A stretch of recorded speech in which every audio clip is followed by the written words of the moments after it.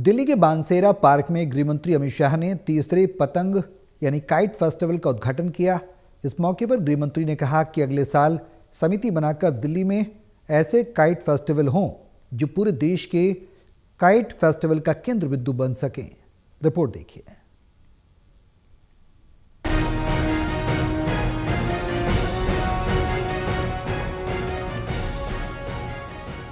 रंग बिरंगी पतंगों से सजा ये दिल्ली का बानसेरा पार्क का आसमान है, जहां पर काइट फेस्टिवल का गृह मंत्री अमित शाह ने उद्घाटन किया। इस मौके पर जहां उपराज्यपाल विनय सक्सेना मौजूद रहे, वहीं दिल्ली की मुख्यमंत्री रेखा गुप्ता भी मौजूद रहीं। इस मौके पर कार्यक्रम को संबोधित करते हुए गृह मंत्री अमित शाह ने कहा कि बानसेरा में इस कार्यक्रम का आयोजन अपने आप में महत्वपूर्ण है। उन्होंने दिल्ली विकास प्राधिकरण और दिल्ली सरकार को लक्ष्य देते हुए कहा कि अगले साल के पतंग महोत्सव के लिए आज से समिति बनाकर तैयारी शुरू करनी चाहिए। दिल्ली में होने वाला अगले साल का पतंग उत्सव ऐसा होना चाहिए जो देश का ही नेतृत्व न करे बल्कि दुनिया का ध्यान अपनी ओर आकर्षित करे। एक सुंदर प्राकृतिक स्थान इस बानसेरा में बन चुका है। ये बानसेरा एक प्रकार से परिचायक है कि कोई अपने संकल्प को जमीन पर उतारने के लिए कृत निश्चयी हो तो कैसे परिणाम आ सकता है। और ये बानसेरा आज दिल्ली वासियों के लिए एक बहुत सुंदर स्थान बना है। बानसेरा के उपयोग को बढ़ाने के लिए और यहाँ पर जनता इस बहुत अच्छे प्राकृतिक स्थल पर आए, इसके लिए भी दिल्ली सरकार ने अच्छे से आयोजन करने की जरूरत है। बता दें कि दिल्ली के सराय काले खां के पास स्थित बानसेरा पार्क में लगा पतंग उत्सव अगले 3 दिन तक चलेगा। इस पतंग उत्सव में देश भर के 28 पतंग उड़ाने वाले प्रतिभागी भाग ले रहे हैं।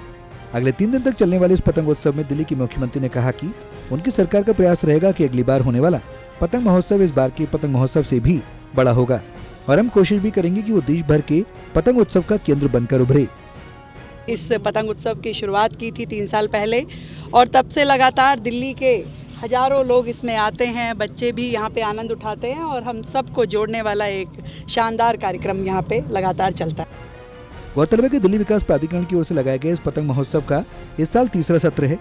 इस पतंग उत्सव में जहां आम लोगों को पतंगों से भरा आसमान देखने को मिलेगा, वहीं खाने पीने के स्टॉल से लेकर मनोरंजन के भी कई साधन मिलेंगे। इस मौके पर एलजी विनय कुमार सक्सेना ने कहा कि वो कोशिश करेंगे कि इस पतंग उत्सव को अगली बार समिति बनाकर और बढ़ा दिया जाए। इंटरनेशनल काइटिस्ट जो हैं, जो दुनिया में बड़े बड़े काइटिस्ट हैं, उनको भी यहाँ बुलाया जाएगा और अगला प्रोग्राम जो है बहुत ही भव्य होने वाला है। और ये एक ऐसी फाउंडेशन डाल दी जाएगी कि दिल्ली के पतंग उत्सव को पूरी दुनिया में जाना जाएगा। इस बात का मैं विश्वास दिलाता हूँ। कमेटी डाली जाएगी इसको लेकर? जिस तरीके से जैसा कि एचएम साहब ने कहा है कि अभी ये 3 दिन का प्रोग्राम जैसे ही खत्म होगा उसके बाद हम सब बैठेंगे, हम सीएम साहिबा और पूरे लोग बैठेंगे और उसकी प्लानिंग करेंगे।